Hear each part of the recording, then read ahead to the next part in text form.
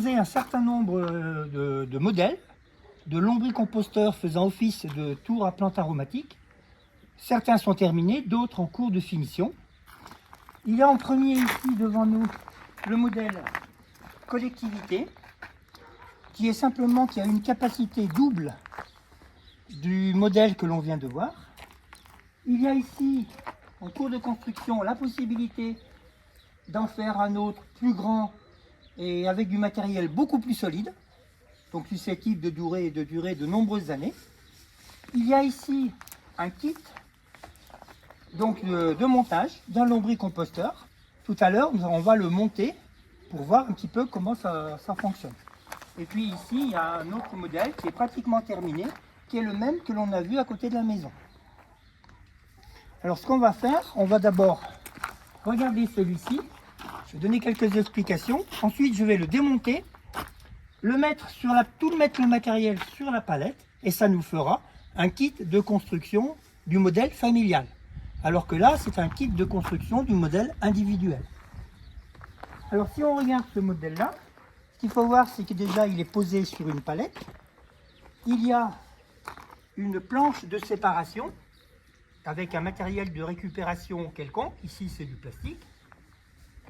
Il y a ensuite les bacs de récupération donc du jus de compost. Ce sont des couvercles de poubelle, tout simplement. Donc voilà pour déjà l'essentiel. Ensuite, tout à l'heure, j'ai parlé des 3 étages. Donc on retrouve bien les 3 étages.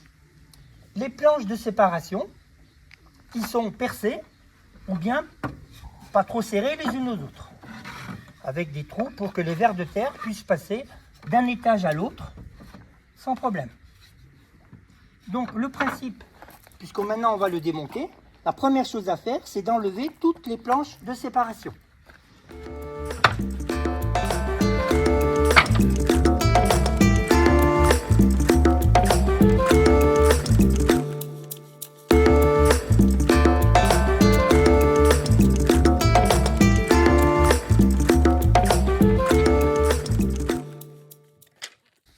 Ensuite, je vais enlever les récupérateurs de jus de compost que je vais poser à côté pour l'instant.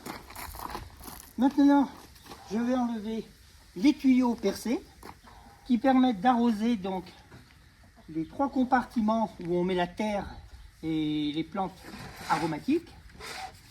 Donc ce sont du matériel de récupération fermé d'un côté, des petits trous un peu partout, et on arrose donc à l'intérieur. Je vais passer à côté pour l'instant. Donc dans le modèle familial, il y en a 4, alors que dans les modèles individuels, il y en a donc un de moins.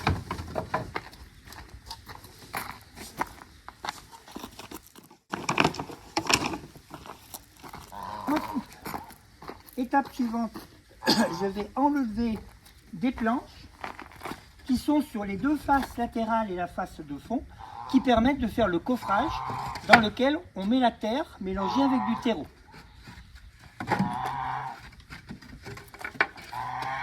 Elles ne sont ni clouées ni vissées, sont simplement posées. Lorsque l'on met la terre, elles sont collées contre la paroi.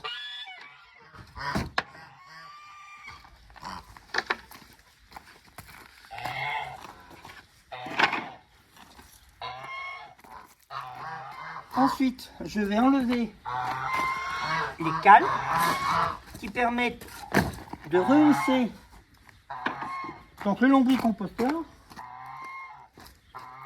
Il y a 2 avantages. Le premier avantage, c'est que ça rend le lombricomposteur plus difficile d'accès pour les souris ou les rats éventuellement. Mais le deuxième avantage, c'est qu'étant plus haut, il est beaucoup plus facile de récupérer donc le compost au fur et à mesure que l'on vide les étages. Donc voilà tout ce qui est à enlever. On va maintenant enlever la face située devant nous. Elle est simplement tenue à l'ensemble par 4 vis.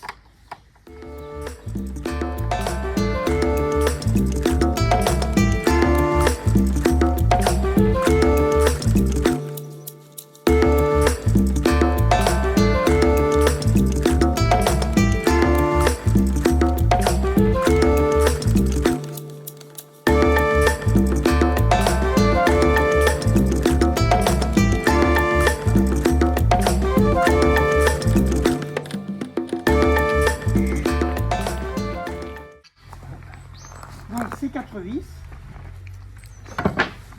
suffisent donc à rigidifier la face de devant. Alors la face de devant, c'est une simple palette très peu transformée. J'ai simplement rajouté ici ces espèces de, on appelle ça, je ne sais pas trop comment, mais des espèces de petites planches qui me servent en fait à caler les séparations entre les étages. Donc j'ai simplement rajouté cette barre et celle-là.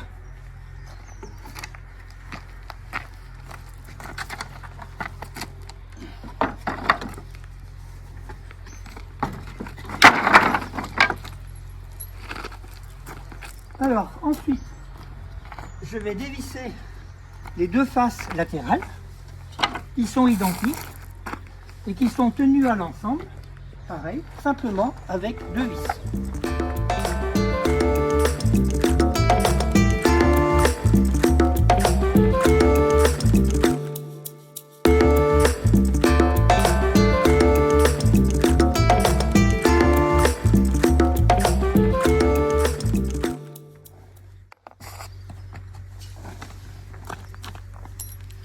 Donc ça va permettre d'enlever donc la face qui est donc latérale gauche. Elle est simplement encastrée avec celle de derrière, un petit peu comme des Lego. Alors certaines planches sont restées, donc je les remets. Ici c'est donc simplement une demi-palette. Le côté extérieur, il y a des endroits qui ont été bouchés, puisque de toute façon c'est pour retenir la terre à l'intérieur. Et ensuite, il y a ici les différents étages où on peut mettre des plantes aromatiques ou bien des fleurs, etc. On agrandit éventuellement donc des ouvertures suivant ce que l'on a envie de mettre. La face intérieure, eh bien, il y a simplement des planches qui ont été mis verticalement de manière à faire un coffrage de la face donc gauche. C'est la seule. Il n'y a pas d'autre transformation.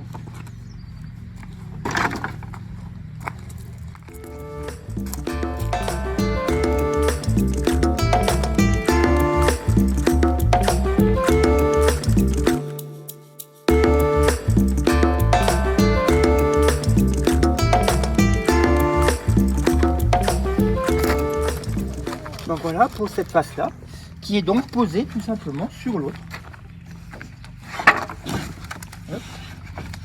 Reste avec nous. On devrait presque finir. Si au départ le sol est bien horizontal, ça tient tout debout. Alors ce que j'ai oublié tout à l'heure, c'est de dire que le bas, pour que la terre ne s'écroule pas sur la palette, il y a simplement des planches, deux planches ou une planche, suivant l'épaisseur dont on a, qui permettent donc de finir le coffrage par le bas. Sinon c'est exactement la même demi-palette que on a vu tout à l'heure.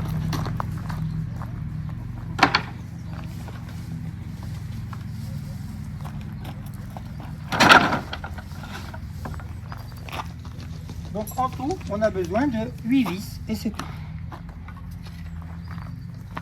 Alors, la face maintenant de derrière.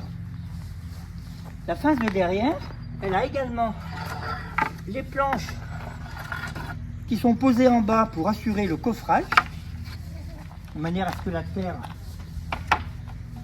ne s'écoule pas sur la palette. À l'intérieur, il y a le même système de planches récupérées dans d'autres palettes pour faire le coffrage. Et ensuite, il y a donc ces morceaux de bois là qui vont servir à poser les planches de séparation entre les étages. Voilà pour la partie intérieure. Pour la partie extérieure, eh bien, c'est le même principe. On ferme en bas pour retenir la terre et ensuite, eh bien, en fonction du type de plantes aromatiques ou de fleurs que l'on va mettre, eh bien, on va maintenant modifier ceci. Donc, par exemple, si on décide de mettre des fraisiers, je vais mettre une planche ici. Le tube d'arrosage est ici. Ça nous libère donc 8 emplacements, plus éventuellement 2 ici, pour mettre des fraisiers. Donc ce qui nous fait donc 10 fraisiers de ce côté. On fait la même chose de ce côté, ça nous en fait donc 20 en tout. On fait la même chose sur l'autre demi-palette et ça nous fait 40 plants de fraisiers sur la face du fond. De la même façon, on va pouvoir en mettre 20 sur la face gauche et 20 sur la face droite. Donc ça en fait 40, 20 et 20, ce qui fait donc 80 plants de fraisiers sur une surface de base d'un peu plus d'1 mètre carré. C'est quand même pas mal.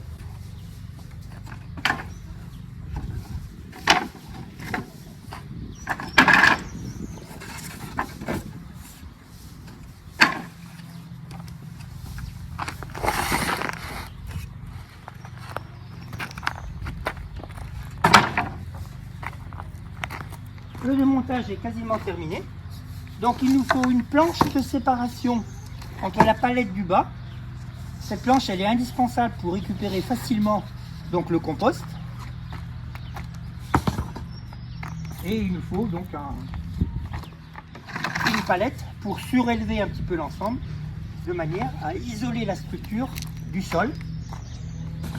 Ce qui limite énormément donc l'arrivée éventuellement donc de souris. Voilà pour le démontage donc du modèle familial. Bon, c'est plus facile à 2 qu'à 1, mais avec l'habitude, on se débrouille.